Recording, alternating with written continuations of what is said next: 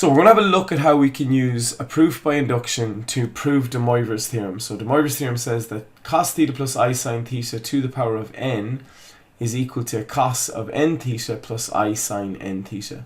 And when we're doing any induction, we generally start by showing it's true for n equals 1, which we'll do in a second. We assume it's true for n equals k, and then we prove it's true for n equals k plus 1. So that's the minimum you need to remember when you're doing a proof by induction. That's any proof by induction, but also it applies here for the proof of de Moivre's theorem.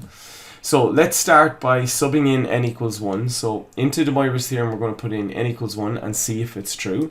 So cos theta plus I sine theta to the power of 1 is equal to the cos of 1 theta plus I sine 1 theta.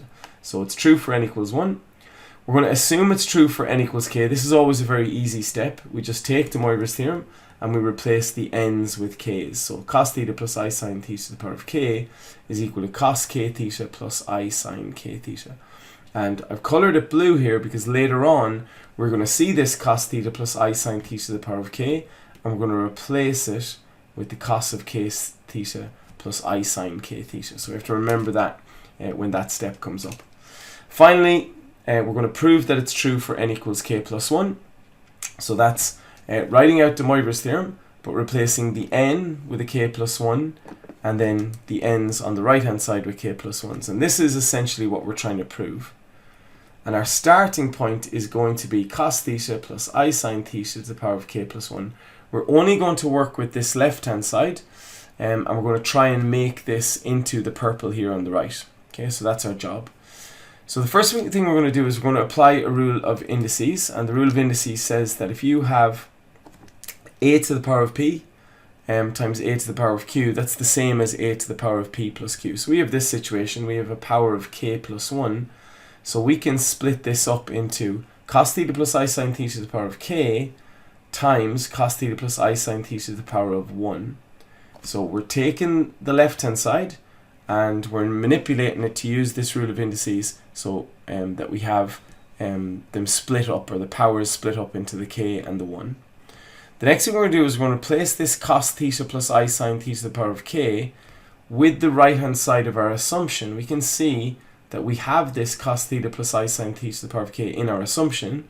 That's the left hand side. Let's replace it with the right hand side in our proof.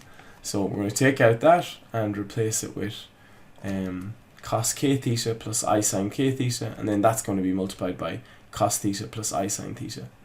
The next step is just expanding the bracket, so multiplying. We're going to multiply cos k theta by cos theta. We're going to multiply cos k theta by I sine theta. We're going to multiply I sine k theta by cos theta and I sine k theta by I sine theta. So that's just multiplying out. So we get cos k theta cos theta plus I cos k theta sine theta plus I cos theta sine k theta plus I squared. So this I multiplied by this I gives us an I squared sine k theta sine theta. And the only thing I'm going to do in terms of the tidying up of this line at the minute is I'm going to replace the I squared with a minus 1. So that last term in that equation, that's going to become a minus 1. Now what I'm going to do is I'm going to collect the real terms together. So this is a real term, it has no I in it, and this term at the end is a real term. So I'm just going to collect them at the start, and then the two I terms, I'm going to collect them at the end. And I'm going to put a box around each of those so that we can kind of be pretty clear that they're the real terms in that, and these are the non-real or the imaginary terms. Now what I'm going to do is, if I collect them at the front, so I have cos k theta minus sine k theta sine theta.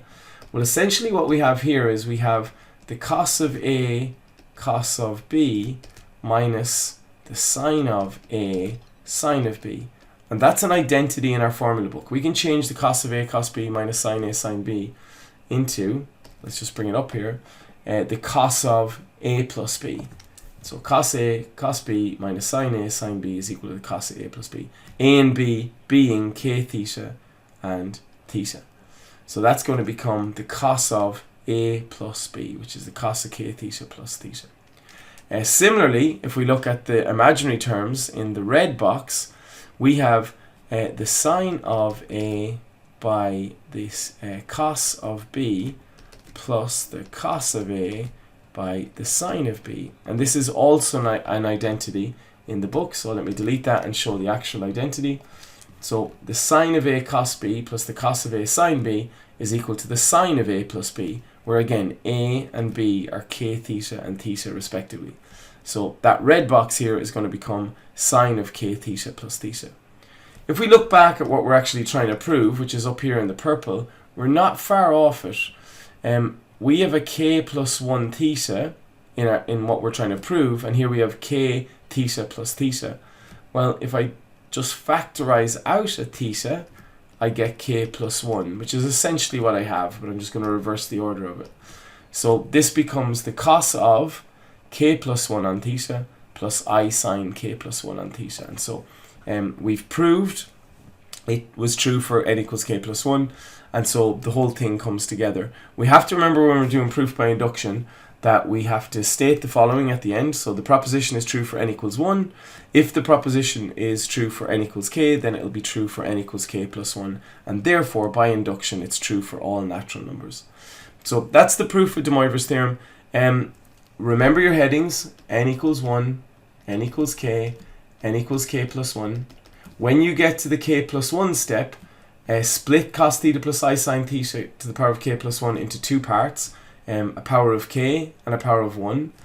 Multiply them out by just expanding the brackets, and then collect the real terms in this green box together and apply a trig identity, and collect the imaginary terms in the red box and apply a trigonometric identity. You factorize out the theta at the end, and you're left with the thing that you're trying to prove. So that's de Moivre's theorem.